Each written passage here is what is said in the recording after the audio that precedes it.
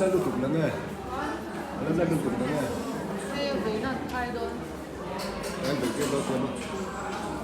Hai mươi một rồi. 나 딱딱구나 들고 언제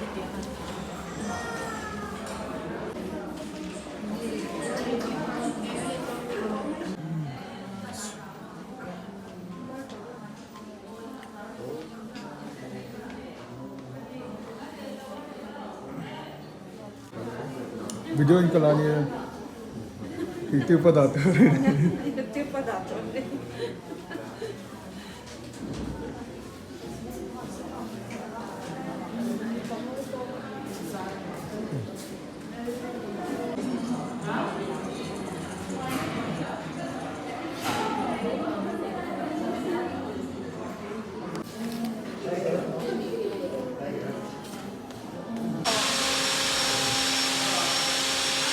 Video का दादा ते वाला बनता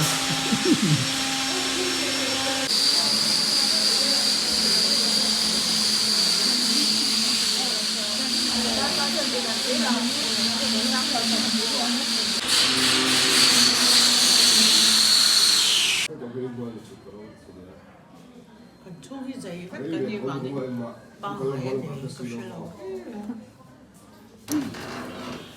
민지